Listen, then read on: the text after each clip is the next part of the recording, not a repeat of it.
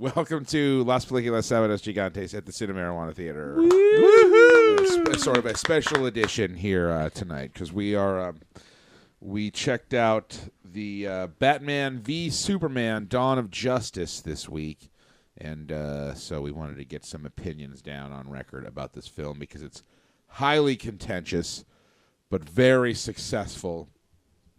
Huge opening weekend at the box office. If you don't know what it is, I suppose then this doesn't even matter to you. Take it easy on Marquise Warren there. Yeah. All right, so let's get introductions out of the way and get right into it. Clockwise, starting with me, I'm Ed. I'm Zeb. I'm Dr. Condi. Okay, so Batman v Superman. Does somebody want to give us a synopsis on this film? I just want to say this is. I wish that everybody was here that saw the movie.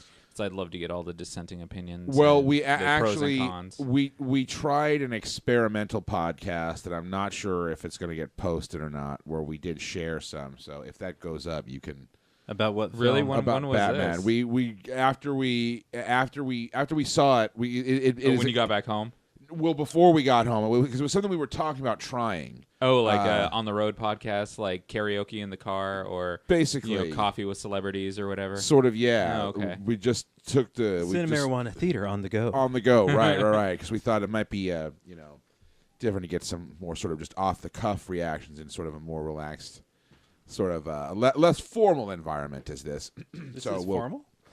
Well, not necessarily, but more so than what we had then. So we'll see if that happens. So you may you may get to hear this because half of the people that we went to see it with are not here tonight. More than half. But the other half of the people that did see it are on the other podcast. So if it goes up, you got So this is part two of two? Yeah, or part. there may be a part 3 of 3 because if he puts that up and I get to hear what other people are saying about it, I'm gonna get The back on rebuttal. record, yeah. Oh Jesus! This Right. this So the synopsis, Yes. since I'm in Little Mac's chair, Yeah. which is far more comfortable than that piece of shit you make me sit in every week. You have the option. You can sit. Honestly, Option my ass. There's that no- chair is. There's no option. There's Everybody no has option. a claimed space. This is a hierarchy. Like chair- even I was about to sit in there going, that's my chair. Wait, hold on. There's all this other empty stuff I could sit in. This is a cheer-tatorship. This is not a cheerocracy. That chair is an embarrassment, and I do apologize What did I for ever do it. to you? One of these That's days. all I want to know. Well, that's the first upgrade we want to make to the Cinema Marijuana. Well, Theater. is Talking Trash still on the air? Nope. That's what you did to him. Oh, just put you out of your misery. This is how you repay me. Oh yes, I had. To Anyways, get that. the synopsis of the film Yes. takes place after the events of Man O' Steel. Yes. Bruce Wayne happened to be in Metropolis during that time, to which he saw the destruction of Metropolis and the loss of some Wayne Enterprise employees, to which he views Superman as a threat rather than an ally. In return, Superman views Batman, or the Bat of Gotham, Yes. as a vigilante that needs to be stopped because he feels he's targeting the poor. And all along, manipulating it is Lex Luthor, and Diana Prince, a.k.a. Wonder Woman, is mixed in there in this film. Yes. And then it all culminates in the proverbial Batman versus Superman fight in the third act. Yes. So that's pretty much all you need to know. So let's. Why don't we do 3 minutes, 3 words on this, and let's go spoiler free. Spoiler free. Well, just for 3 minutes, 3 words, and then the spoiler gloves are off, and then we can talk about the so spoiler this is stuff. spoiler free. We'll do our spoiler free review, just so if people just like I said, if they just want to dip in to find out if we liked it, and they don't want to get the meat of it because they haven't seen it, that way they can do that and then come back. Okay. So, All right. so all right. So we'll do. But spoilers we could do in the second half. in the second half, yeah. Second- So okay. actually, Condi, if you want Second to half spoilers. run the 3 minute timer for me on account of I'm limited to but one chronometer here right now, sadly. Who wants to start on this?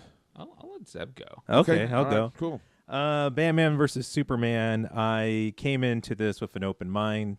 It was like the day before we went to go see it. It was when the embargo was lifted on the critics, and it was weird because up to that point, all I heard from people that saw the advanced screenings was they loved it. Right. And then the critics came, universally from people that saw it. I loved it. It was great. Greatest superhero movie ever. Then the critics came out and they said they just trashed the film. So I went in with an open mind, pretty spoiler free as well. I didn't click on any of the clickbait like, oh, extra footage of Batman versus Superman reveals a surprising villain. You won't believe who. Right. So I went in with an open mind. I had mixed feelings about it, but overall I enjoyed it, but not to the point that I truly loved it. Right. Like I did with The Dark Knight. The Dark Knight, I went in with an open mind, didn't know what to expect, came out saying, let's fucking roll it again. Wiping tears out of the Yeah, corner of your like eye. this is the Batman. Yeah. This is the Batman movie we deserve. That's exactly what I said. when I saw it, With too. this one, this was for me. It felt like a Marvel film, and what I mean by it felt like a Marvel film, it's there, it exists. Okay. However, unlike a Marvel film, I myself enjoyed the dark grittiness of a DC film. A lot of people complain like, "Oh, The Dark Knight, the Dark Knight Rises, it's too dark. There's not enough humor in it." Well, we have seen what happens when you inject humor into a Batman film, and it's something called Batman Forever and no Batman shit. and Robin. All right, you're dealing with actual characters, and I don't want to get. Maybe we'll get into DC versus Marvel debate, but Batman is not a scientist that gets exposed to cosmic or radioactive waves, such as what almost every Marvel property is. Batman is created through the death of his parents and what he sees as the unjust environment of Gotham. So He's when you're the dealing, original Donnie yeah, Darko. when you deal with that type of subject matter, you can't inject like the Avengers, like I'm Iron Man and I'm going to say something super cocky. I'm Thor and I'm going to say something super deep. Dr. Bruce Banner, something philosophical. Black Widow, feminism. See, that's the Avengers. You know, it's paint by colors. This one, I felt that they kind of shoved way too much into this. I think pacing-wise, there's some stuff that should have been taken out to move the story along. It's a great story, sets it up perfectly for the Justice League. I felt that the direction and the pacing needed some work. Overall, I found it a very enjoyable film. However, there are some points in there that's going to make you groan, make you go, come on, why is this here? Jesus, move it along. But overall, it's a joyful, sorry. That's Shinerbach. Yeah. So my 3 words for this are less Jesse Eisenberg. Okay. All right, Condi, your turn. Now, having watched the previews to this movie, and everybody here or that knows me the previews made this movie unwatchable for me. Having knowing reading DC Comics since I was an ankle biter, and I've read the major Marvel storylines, Fall of the Mutants, Dark Phoenix Saga, the really classic ones. But I was always a DC fan at heart. So Batman was always my quote-unquote superhero. He's not a metahuman or anything like that. Just a guy. He's just a guy. So that makes him super believable. And every Batman villain makes Batman who he is. It's like the Riddler is his brain. The Joker is his insanity. Everything else about it. But I never thought I'd find myself defending this movie. Ever. Right. I loved this movie. Now, there are going to be points during the spoiler-free or spoiler part that everybody is going. I can see why people are going to hate this movie. I absolutely do. And as Zeb pointed out a little bit, it suffers from wanting to put too much stuff in it. You have the Doomsday storyline. You have the Dark Knight storyline. You have Injustice. You have, not even Justice League. You have New 52 Justice League, which is completely different than the actual Justice League origin. I like the reimagining the New 52. Some people do, some people don't. But as far as like everything goes, still love Henry Cavill, however you say his name. Cavill, I think. Love him as Superman. Everybody's all like, "Oh my god, I can't believe Ben Affleck's gonna be Batman." He was amazing. Everybody. That's the one thing that everybody is consistently saying. Yeah. Everybody's like, I actually thought he was pretty good. Yeah, and like watching him during his like workout scene, I thought someone opened up a box of shredded wheat because Jesus Christ, that guy's like 3-4 years older than I am, and you could poke him with your finger and you'll break your goddamn finger. He was so shredded. He put on a lot of beef for this Oh, film. I my want God. that CrossFit. What the And- Batman CrossFit? Yeah, no And shit. let me tell you, I was probably almost in front of the line for saying Gal Gadot was the worst choice, for Wonder Woman. They could have done so much better. She was amazing. I will humbly accept that humble pie with all the a la mode or shit you want to put on it. She was fucking so cool. Yeah. Jesse Eisenberg, interesting choice. I don't care about him. I don't hate him. I don't like him as an actor. But it is an interesting choice of the way they had him play Lex Luthor. Right. Certainly a new take on the Yeah, character. it's I'll chew on that some more in the spoiler second half. But I guess when we get into that, for now my 3 words are going to be tried too much. All right. My turn, I suppose. Yeah, I fucking thought this movie was rad. Okay, so the interesting thing in the aftermath of the opening of this film is sort of the grand disparity between what the critics are saying and what the fans are saying. Now, a lot of fans aren't saying that they love it, but a lot of fans are saying, like, I liked it. I thought it was pretty good. The critics, on the other hand, are fucking dragging this thing through the fucking streets.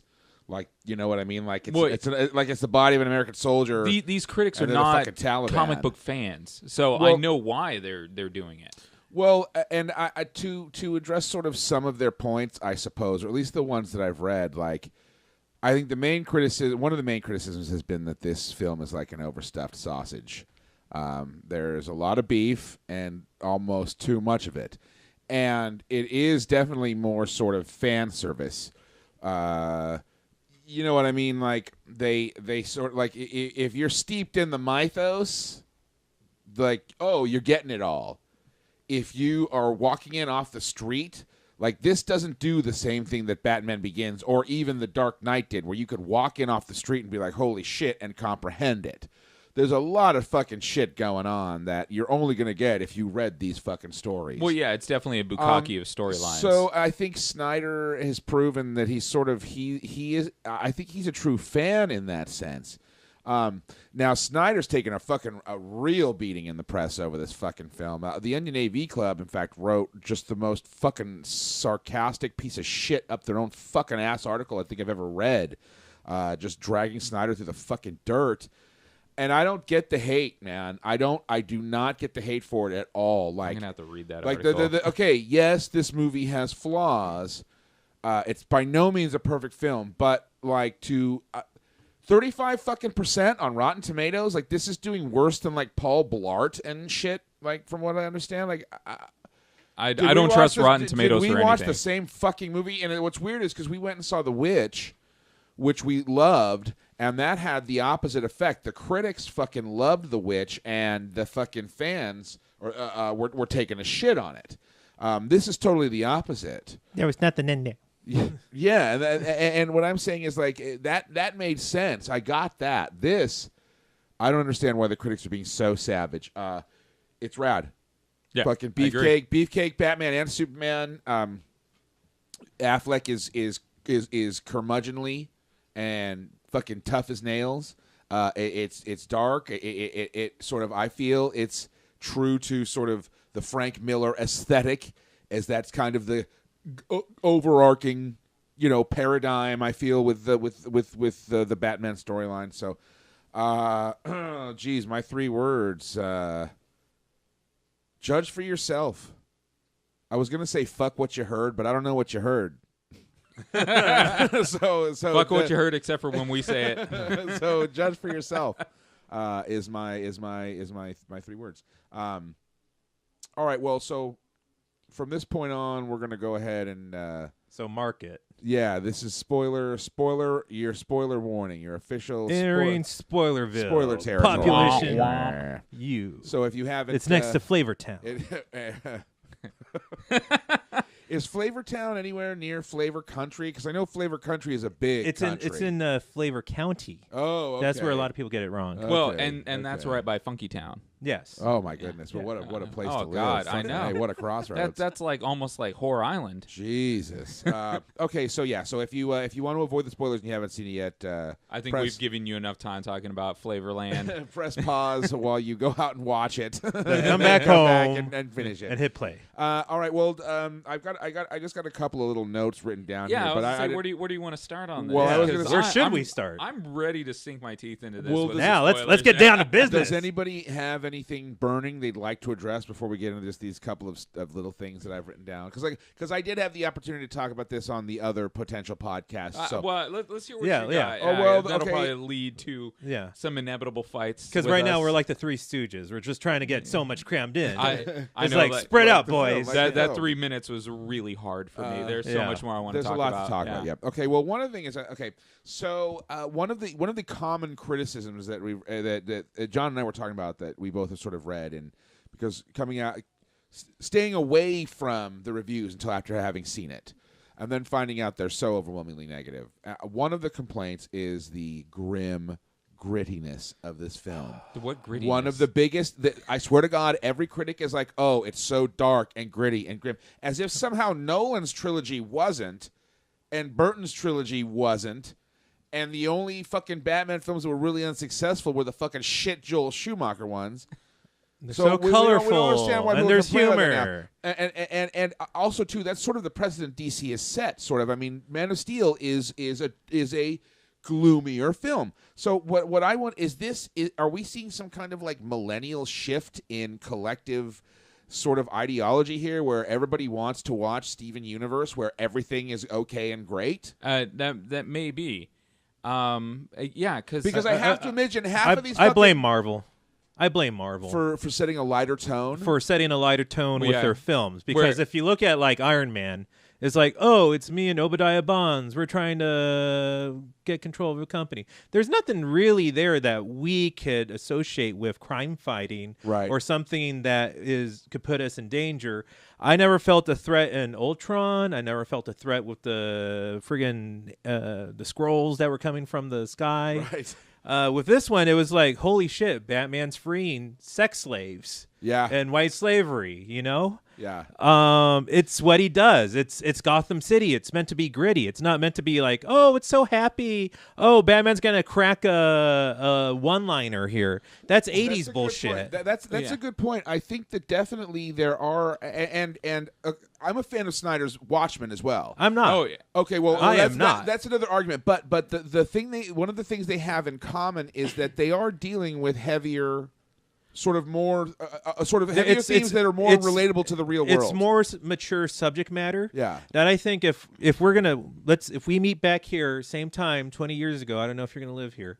I'm sure I will. If SDSU doesn't kick you to the Yeah. curb. If we return back here 20, 30 years from now, Right. what are the films we're going to be talking about?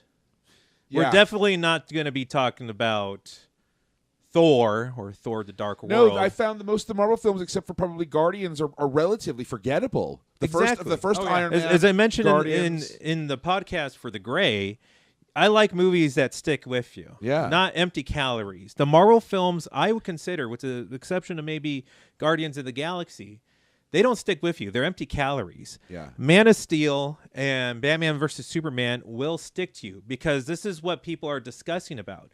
People aren't saying, "Oh, Ant-Man, was Ant-Man too gritty? Was Ant-Man too funny?" Well, No. it's an inherent difference in the characters between the DC and the Marvel universe.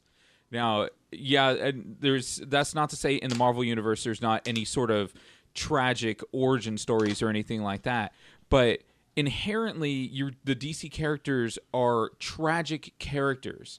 I mean, well, and for the for the podcast, these two especially. yeah, these two especially, and there's other ones, but for this podcast, we'll talk about Batman and Superman. Obviously, everybody knows Batman. Both of his parents were murdered right in front of him. Orphan versus Orphan. And yeah. And then Superman, nobody takes into really consideration because Superman is our allegory for God. in the I comic know book people, universe. a lot of people don't like that when you bring up that there's obvious Jesus allegory. Well, but Jesus Christ! During the movie, I thought they went to fucking Narnia with all the God, Superman coming from the sky to save the people. Yeah. I was all Well, like, he turned into a lion, and we gotta save Narnia. I didn't like that film. I did, but he, and, Wasn't and, that Liam Neeson? Yeah. yeah, and especially from Man of Steel to this, he gets even darker, and his world gets even darker for him. He comes from a world that he finds out was completely destroyed. Yeah. And technically his mom and dad could have come with him, but they chose not to because, as he said, we're a product of Krypton. We're a product of this broken world. We don't want that to taint you, son. We want you to grow up in this world and want to believe in your new world, which he's come to. And then boom, General Zod and Fiora and everybody else comes in, and then they're just they turn out. Not and I don't really consider them villains. They're villains in the sense of they're against Superman. Right. But as General Zod says in Man of Steel, no matter how cruel or how, whatever I may be to you, this is my job as the protection of Krypton. Right. So whatever I have to do to protect Krypton, this is what I am made to do, and I am going to do it to the fullest of my ability, whether it's killing your dad, having a coup de grace or a coup, and doing whatever it takes to do. And Coup d'etat. Coup d'etat. Coup de grace. Yeah, well, yeah, I that's why I stopped. And it continues on to the next movie. And So what you're suggesting? They were is dark that, characters. Is that yes, like more mature. Yeah, They're more mature than, I got exposed to gamma rays and now I got superhero powers. Right. And I can't get mad. Well, and there's multi-layered. I can't get mad when I can't open this goddamn pickle jar and I'm going to turn into the fucking Hulk. Well, and I also think that too. I think that so we're seeing in the DC universe, Superman has been introduced in this iteration of the DC universe. Superman's been introduced in Man of Steel, and we get sort of the origin and kind of these lessons that he has to learn to go through because he's sort of growing and becoming Superman. Mm-hmm. I think he's still not out of that. He's arguably in his teenage years as Superman in this, and he's learning that the world is not Smallville, and it's not this perfect place that's sort of like, not that his dad made it sound perfect, but it's like just that the way he's kind of aghast when he finds out like people could actually like think bad about what he's doing, and this is like a heavy lesson for him to learn. So before he can actually be a little lighter, he's got some fucking trials. Well, yeah, and that's just like Diane Lane, Martha tells him in this movie. You be their God. You be their savior. You be everything that they need you to be, or you be nothing. Yeah. Yeah. So the only other thing I had written down is John and I were discussing this. Did Disney pay the critics off here?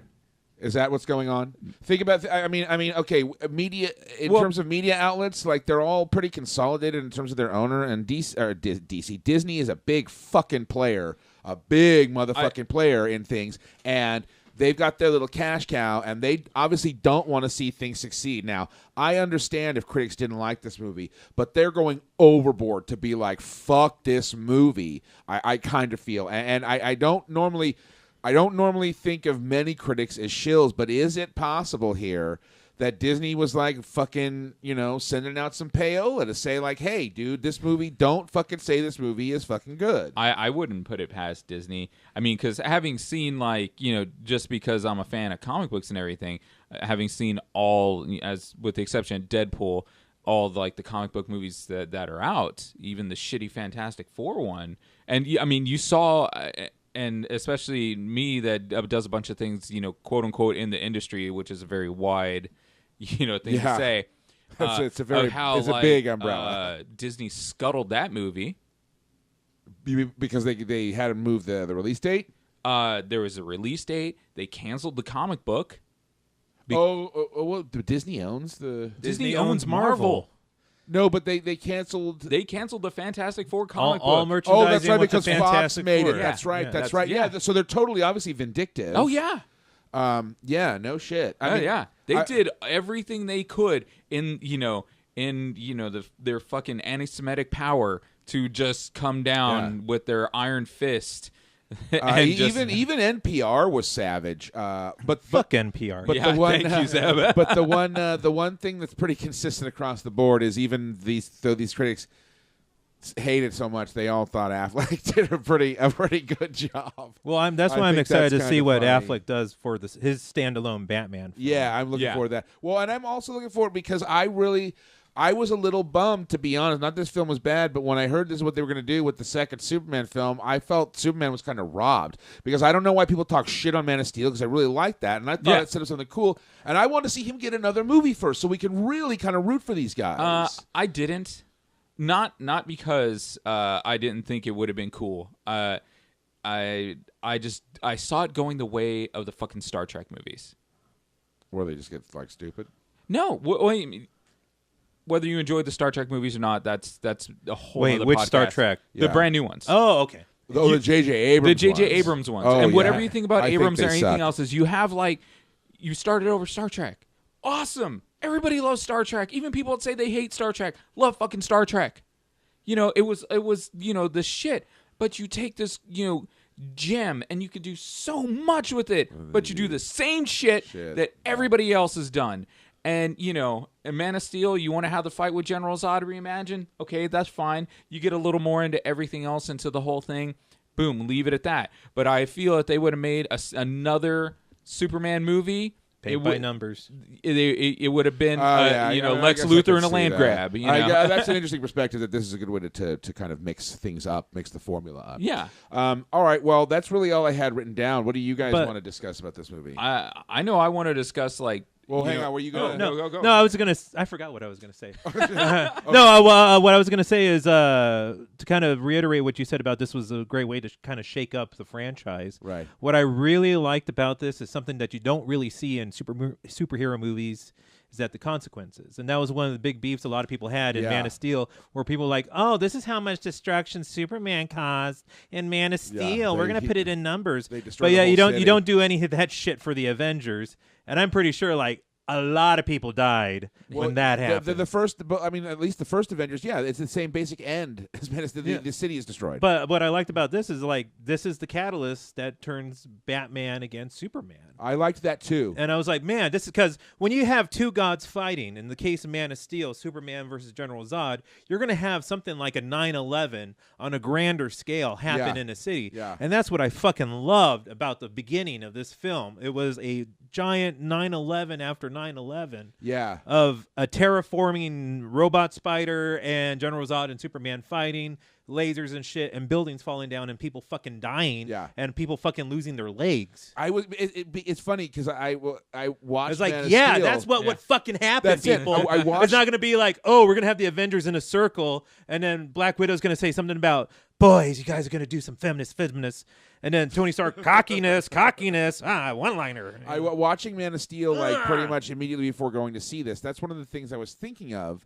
is as they're blowing up all of these fucking buildings. These buildings are full of people dying, and I really enjoyed how this film started. Bang, before Man of Steel ends, but a different perspective on it, and really seeing that kind of, or at least some of that kind of collateral. I'm hoping there's more in the damage. R-rated version. I'm really curious what he's going to put in there to R-rate it out, unless we're going to actually see Amy Adams, put him on the glass in the tub. Yeah. What were you? Okay, Condi, what was? One of the things that I definitely want to hear from both of you guys and want everybody out there to know is like, please just do not compare this to Nolan at all. Because the Batmans are completely different. Well, they totally are. Now, the Nolan Batman, obviously, the quote-unquote, the Dark Knight. Yeah. Now, one of the things I love about Batfleck is that he is your everyday person Batman. I mean, like, okay, we're not billionaires and all that other shit, but he is afraid. This is the high noon Batman. He's very emotionally volatile. Like he's very sort of passionate. Yeah, about what, he breaks his own rules. It's like, when did we, Jeremy Irons is out there. When did we start branding people and this and that? He's doing shit like that. He's killing folk. People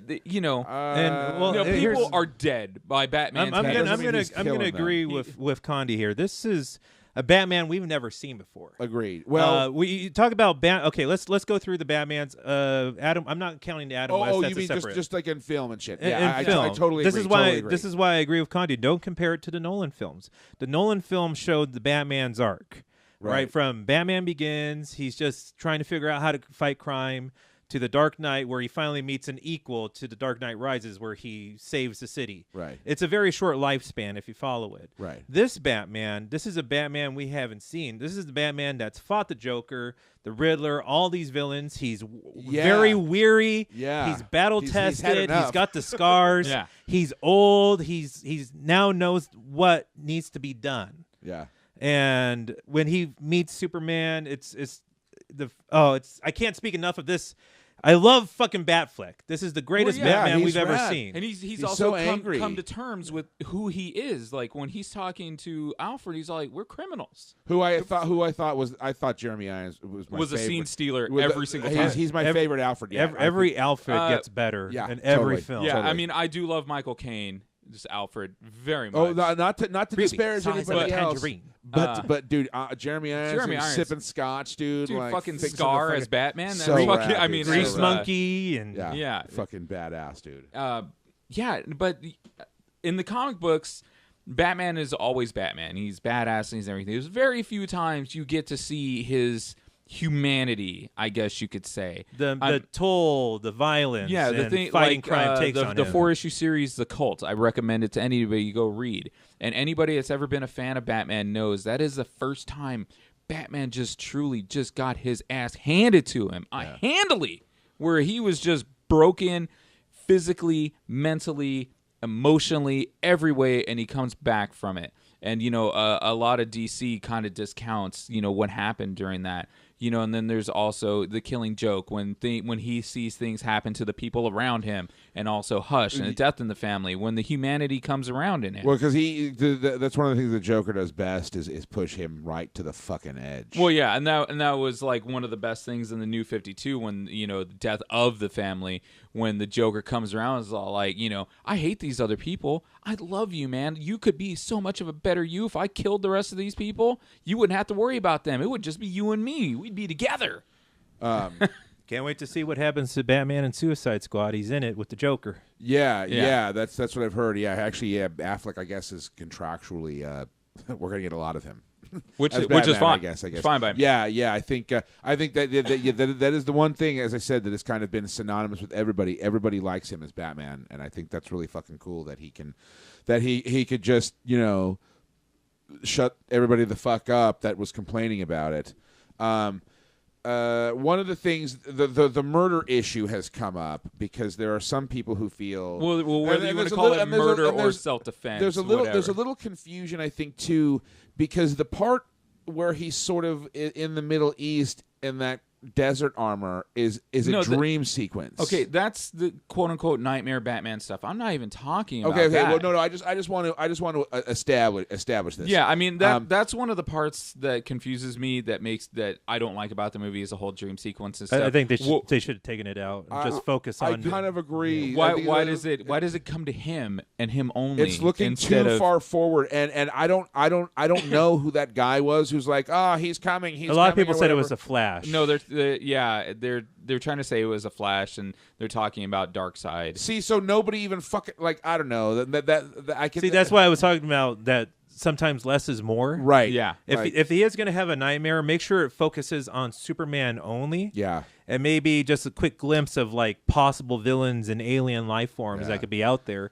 That kind of creates the urge to find these other metahumans like the Flash, Aquaman, Cyborg, and Wonder Woman. Yeah. Well, and that's like one of. And I'm sure there's a couple more, but at least two things that could have been cut out of this movie for me was, those flashes or whatever, or changed and just cut out Lois Lane entirely. Cut out Lois Lane entirely. Yeah, not that She was useless. Not that she's bad, but she just kind of. I mean, I don't know. She doesn't move the story forward. Well, you know what? Honestly, for me, part of it too is when she finally lays eyes on the three of them together: Batman, Superman, and Wonder Woman. Her relevance to the story becomes completely different at this point. and her relevance now, it's almost like it's really just Superman. She's just kind of like I don't know, like when you're looking at this like holy trinity of like demigods or whatever, like. What the fuck are you going to do, Lois Lane? Out! You need to get out of the fucking way. Let's get back to your Batman the murder death thing. Yeah, okay. And then we'll get to that because I got so much more to say about it. there are people that die as a result of Batman's actions in the film after this dream sequence. Right, and that's real. That's not a dream. Yeah, there's a couple of parts that I can like cite when specifically. Martha Kent was being held hostage by the guy with the flamethrower. Yeah. Okay. There's that. There's the guys that were downstairs in the trucks with the guns. Now he's using his version of the Batwing that blows up those things, but those guys are dead, right? Or they wish they were dead. Yeah. And then you got the the guys in the cars, right? That were chasing him. Yes, those guys are dead. Yes, and and that's where it's cool to see that because I could chalk that up to the human version of Batman where he would actually do these things. But you think, but you would consider that something that Batman wouldn't do in the comic because it's basically murder? No, he. There's very few times that Batman has killed somebody, and now he has killed somebody in the comics. But The Dark Knight Rises, he kills motherfuckers. Well, yeah, absolutely, and that's what part of this movie is. But even if you go to, if you're familiar with Batman stuff, Batman Beyond, the cartoon, you guys ever watch that? No. Okay. Very first episode, Terry McGinnis, who inherits the cape and cowl of the new generation of Batman in the future, pretty much asks him why he stopped being the Batman. But he has like this flash of where like Batman goes to save the girl, and he can't do it because he's getting old. He has a borderline heart attack while he's doing it, and then he has to pick up a gun to point at the dude to try and kill him. And the guy drops his weapon that he's beating Batman with. He's like, "Don't shoot me, man!" And that's where he stopped being Batman. He picked up a gun, and there's lots of other things like that. Now you see pictures of Batman with a gun, but he doesn't actually. He'll use them from time to time, but never to actually shoot the person. Maybe to shoot the wall out behind them or something like that. That's what I'm saying. That's kind of my thing with in the film. The people that do die, he doesn't shoot anybody directly. He uses the gun as a tool. He doesn't shoot anybody directly in the comics with the gun. But, I think there's a couple that he has, and I apologize to everybody out there that I can't quote it. I don't see any moral gray area here. I don't see anything in this film that is inconsistent with anything that I've read as a Batman fan. As someone who hasn't read any of the comic books, nor gives a shit about the comic books. You should. And speaking for the layperson going into this film, I liked it. Well, I like the fact that he killed people. Well, and that's what I'm saying. As a comic book fan, I don't know. I don't care. I love that he's the Charles Bronson version of Batman, where he's the regular guy that picks up a vigilante. Gun and I'm going to clean up my streets. Well, I look at it more like it's like if there's somebody driving a car around town firing a gun at people out the window, and the cops shoot out his fucking tires, and the car flips over and blows up, and the guy dies. The cops aren't murderers, and to me, they haven't. It's like. And for Batman, it's the same thing. Well, yeah, because murder. To me, that's not like okay. Take not to keep talking about the comic books too much, but just as a reference point, the Killing Joke, where he almost fucking murders the Joker. Well, but he fucking totally doesn't do it. You don't know. They leave it because it's like. Well, to me, it was pretty obvious that he didn't fucking do it because that's not what Batman does. So what I'm saying is like. If the Joker was the guy in the car shooting people and he fucking shoots the tire out and the fucking car blows up and Joker dies. He didn't murder the Joker. It's not the same thing. I'm saying I don't see any inconsistency. Now these guys, but whether he whatever you want to say, he's involved in killing these people. He is killing these people. Well, no, they're dying as a result of their own actions. If they're threatening people's lives, he has to protect their fucking lives. And if in the process of disabling their weapon, they die, that's an occupational hazard. There's a difference between disabling their weapon and blowing up the fucking shit that they're sitting in. Now, if that's the only way you can disable the weapon, that's what you disable. No, that's not the only way you can do it. weapon. And I don't want to, keep going around and arguing with you. about the whole thing. It's just, people are dying, and it's by Batman's direct cause. Now, whether you accept that as self-defense or murder or whatever, lives are being saved, and that's what Batman is doing. He's now, not killing that's people. A separate he's saving issue. lives. The quote-unquote greater good is a separate issue to the whole thing. No, when you have people fucking when you have people acting violently, you have to fucking stop them. You can't have that shit. And if it's the occupational hazard, motherfuckers, you want to fuck with Batman, you want to fucking take people hostage, and you fucking die while he's fucking stopping you from doing that. That's your own fault. Fine that they're Good dying. shit to you, I don't man. care. I'm all for those people dying, but you're just pussyfooting around the issue that Batman is killing them. No, he's not. That's not killing them. That's them dying as a result of Batman having to stop them. Okay, how is that Batman not killing them? Batman killing I'm them. not saying it's Batman murder. killing them. Batman killing them is they fucking the car fucking stops. They get out. Batman fucking breaks their fucking neck. That's killing them. No, that's murder. He's still killing them, but it's a different type of, Well, I don't know. That's well, why there's manslaughter. no, there's murder because, 1, murder 2. Because killing has a connotation that implies intent, and his intent is to stop them from hurting people, not to kill them. No. They just happen to die as a matter of fucking collateral Intent damage. is, whether it's premeditated That's or what not, I'm kind of saying. thing. And I don't want to get into a lot of stuff. premeditated isn't even on the fucking table. You're pussyfooting around like he's killing him. You bring no, up the, I'm not. You bring I'm up going the straight issue. for it. I'm going No. straight fucking for it. No, he's you're- not killing them. Yeah. They fucking act and they die because they fucking made a shit choice. Batman isn't killing anybody. He's stopping them from fucking killing other people, in fact. Batman is saving lives. And if people fucking die because they're stupid, Batman's not killing them, dude. They killed themselves, He man. killed an innocent man in Batman Begins. They killed themselves, did he? No, remember, this is a farmer. We're going to kill him. And he's like, oh, you can't do that. So he sets like their hut on fire, Ra's al Ghul's hut. And he only saves Liam Neeson in that film. Well, that's what I'm saying. Well, But he kills an innocent man in that. yeah, I know. Well, fucking Tim Burton's now. Tim Burton's He Batman. dies fucking anyway. Machine guns. He's all shooting at people on a fucking in public. Shoot. Just throwing motherfuckers off the. Okay, all right. I'm trying to think of another one of the major complaints that I've kind of heard about this film. I mean, you guys think it fucking we already talked that it's overstuffed. Oh yeah. But do you think that they did it because they just really want to tell this like expansive story, or are they trying to catch up to Marvel in the Flash? I They're think- trying to catch up to Marvel. Yeah, and they're the Flash. they're trying to catch up. It's obvious. I mean, when you throw in the death of Superman storyline, which to comic book readers like you and I, Ed, was not a very well liked kind of thing. For me, it represents. You remember that line in fucking Fear and Loathing in Las Vegas where he says like when you look at San Francisco like on a clear day you can almost see the watermark where like the wave crested and like our like shit receded. The death of Superman is basically the death knell of comics. The 90s forward are the dark ages of comics. Comics should have fucking gone out of fucking business. That's because funny because Well, that's they when I almost stopped did. reading. right. That is the darkest day in comics history. As the far death as I'm of concerned. Superman itself, And not because Superman died, what it meant for comic books. well, leading up to like for anybody that's familiar out there, the black polybagged death of Superman comic. Armband. yeah. Now that whole storyline, his fight with Doomsday and everything, that was fine. It's what happened after that killed marketing. everything.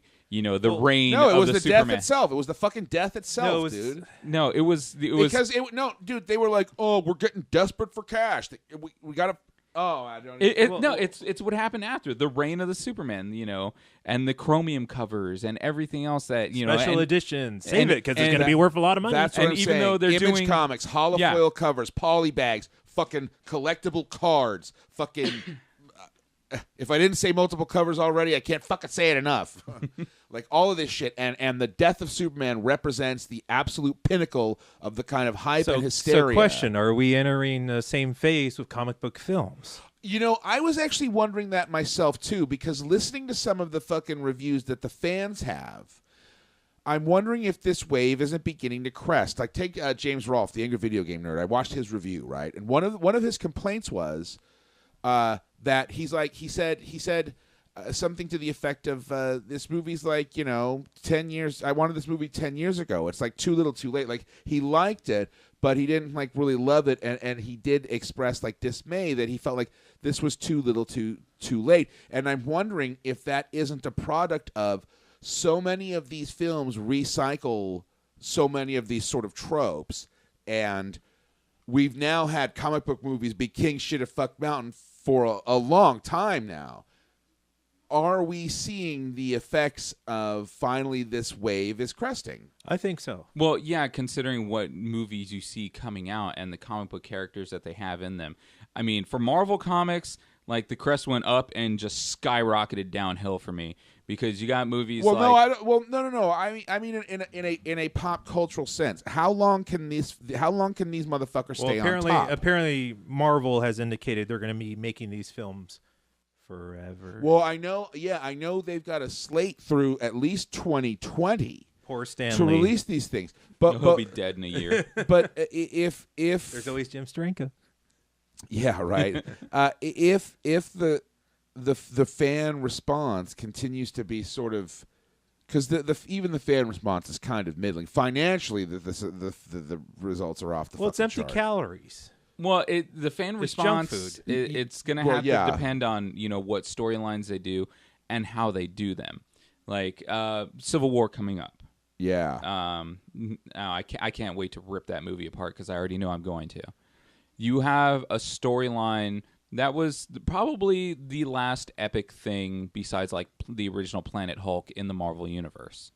It got me back into reading books for a little while. You understand it was the entire Marvel Universe against each other. Yeah. Not a couple of guys having a bitch slap fight, over like, oh my god, my Bucky buddy. Well, no, yeah, you know? it was split pretty much down the and fucking then middle. you take this and then you have the Punisher, who is probably arguably the most pivotal character in the Civil War like comic book, and he's nowhere to be seen. Well, You I know? mean, I don't think that necessarily matters. I think that the days of worrying too much about them adhering to specific. Well, source could material- they not call it? I think they called it I- Civil I- War because I- they couldn't call it Iron Man versus I honestly- Captain America: Dawn of Injustice. I honestly think nobody gives a shit, and anybody that does, like, you maybe you shouldn't be watching these fucking movies anyways, because clearly they don't care.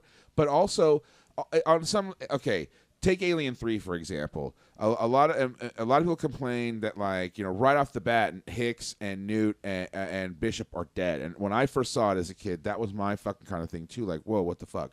Now I realize, fuck those characters. Fincher's got a story of his own to tell, and why should he have to fucking be burdened by the mythology that you've created? Like, burn it down and start over again and make your own kind of thing. So I mean, really, I think how much they adhere to who's in Civil War or who isn't. I don't think fucking matters one bit.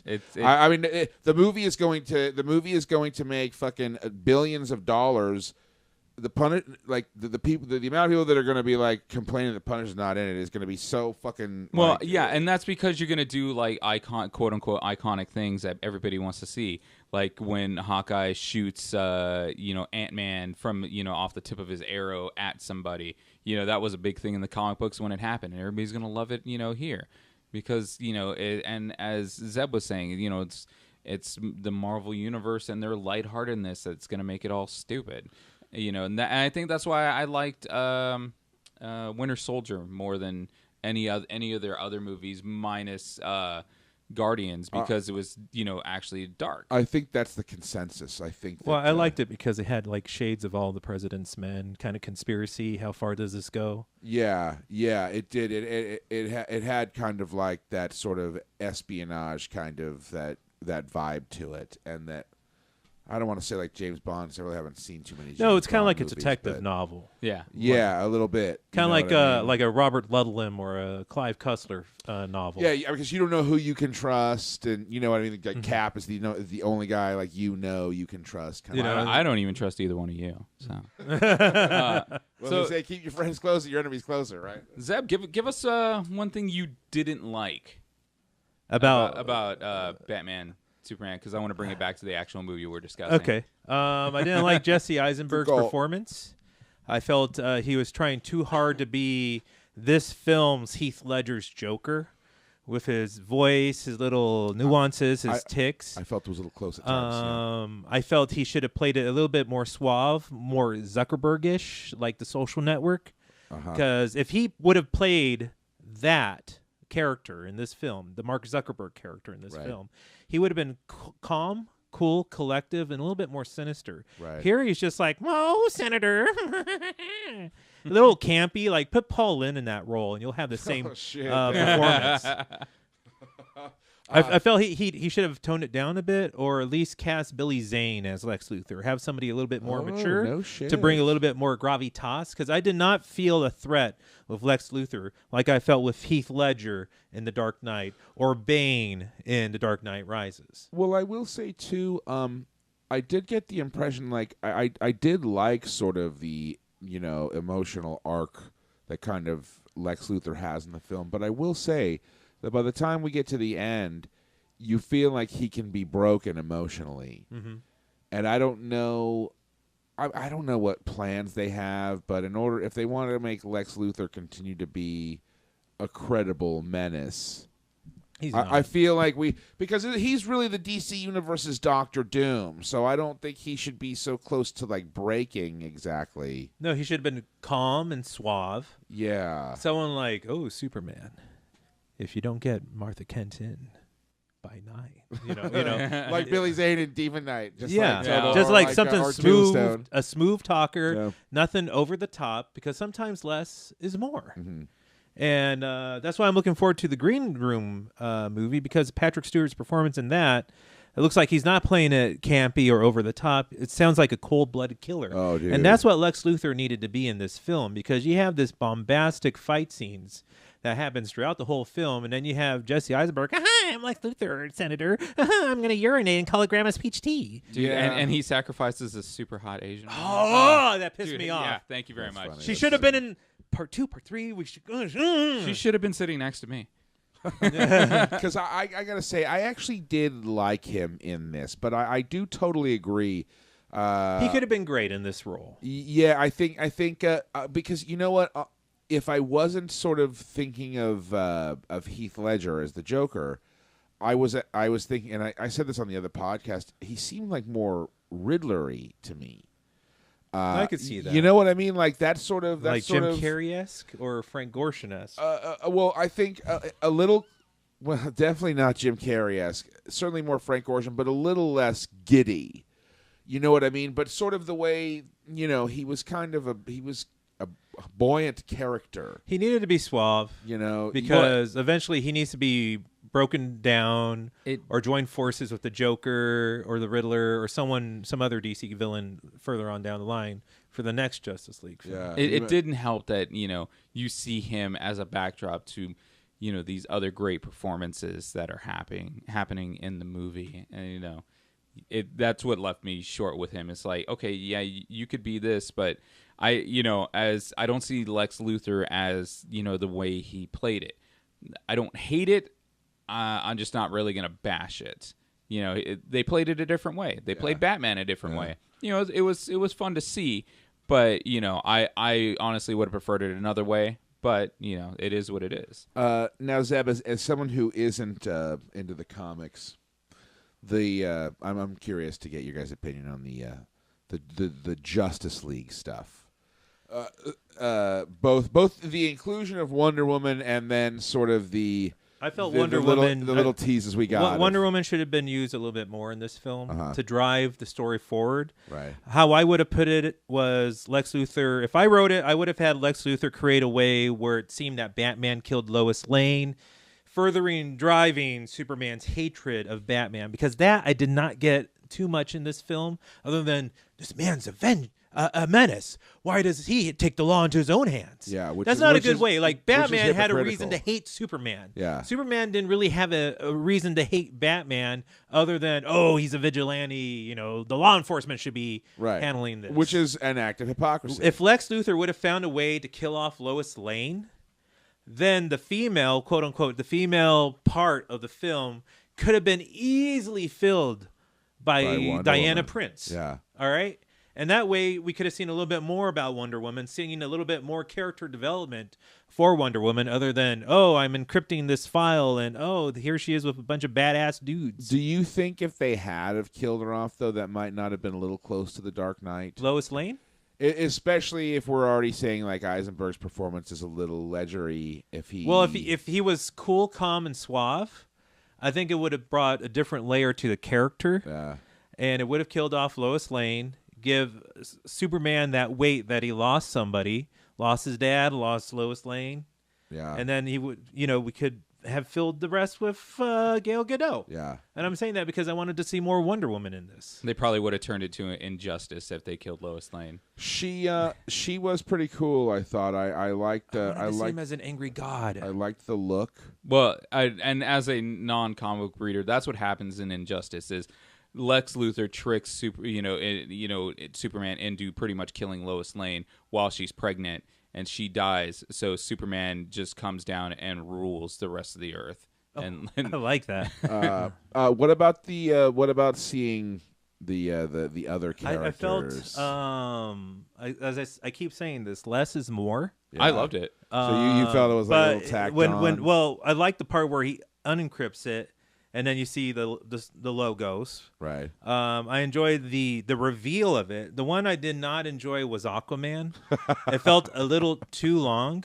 Yeah. Like if Aquaman is like supposed to be like this, shy of cameras, he wouldn't just be like, "Hey, I'm Aquaman." Yeah. And just stay there for what felt like an eternity. But it's really cool just to see him just go underwater. Yeah. Yeah, I thought it was awesome that they didn't, because everybody knows like Aquaman's going to be in this movie. That's the one constant that everybody knew up until like closer, and then people knew the Flash and Cyborg were going to be in the movie, and knowing it was like the quote unquote beginning of the Justice League, they probably thought, oh, everybody's going to come together at the end. I love that it was little snippets of them. Yeah, well, I was a tad worried that Aquaman was going to come up and go, "I believe you were looking for this spear." Yeah, like honestly, anymore, and it would have been like, dude, like you got, because they had a lot of storylines going on to sort of tie up and deal with. So I think that like, No, I like the big reveal. I just felt that Aquaman's needed to be snipped a little bit more. how are you guys on Jason Momoa? Because I'm like not buying it.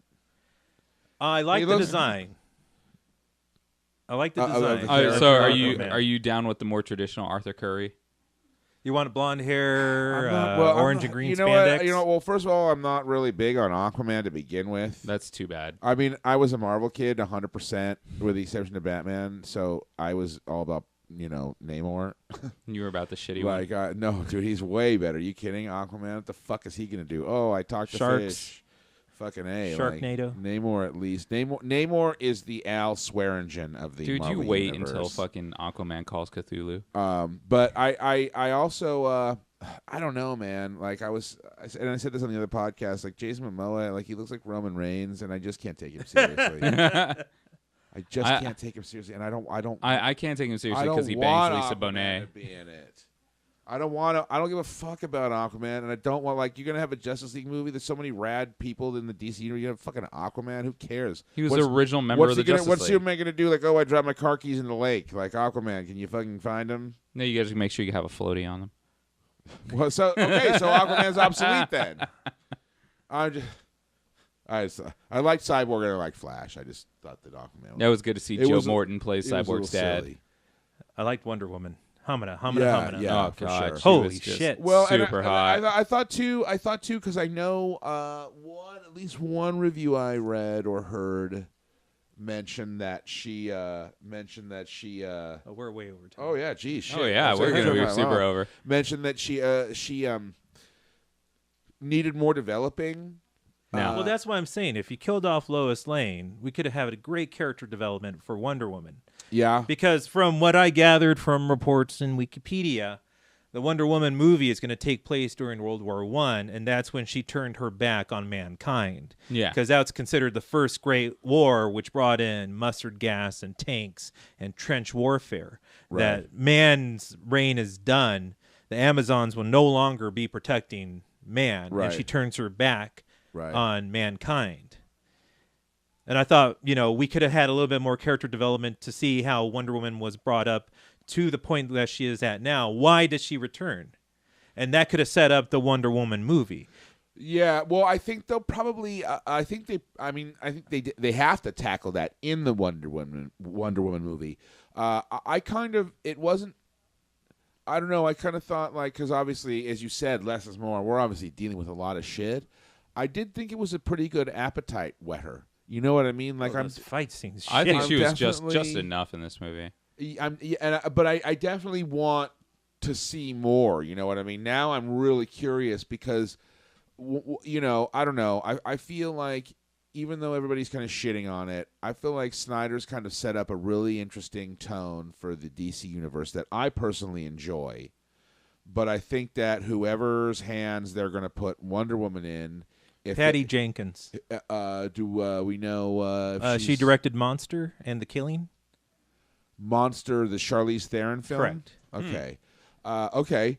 I think if they give these people enough sort of creative, enough slack on the leash, that it could be really fun and interesting. It's something we really haven't seen because Marvel, It's tight. Well, that's because it's Disney. But I mean, look at the Marvel, look at the MCU. There's not a lot of female characters, and they're all kind of they're all kind of trying very hard to not feel tacked on. Like Storm, you could have just written her out of X-Men 3, even though that movie was a piece of shit, and it would have made a difference. Yeah, why are you talking about a shitty movie? So DC here with Wonder Woman is actually kind of, if they get it out before Marvel, if they beat Marvel to the punch, they're really breaking new ground here and having a kind of a female lead, and I think they could really do something. Well, fun yeah, with it, actually I think. having a useful female character is awesome. Yeah. I mean, and this makes it demeaning to Uhura, but I mean, fucking Black Widow is like the Uhura of the Marvel Universe. She's really shitty, but she could do a fan dance. Oh, come on, dude! The huge slam on Uhura out of I nowhere, know. That's dude. why I said I'm sorry, Michelle Nichols. Don't get I'm sorry. don't get my inner Trekker started. Well, here.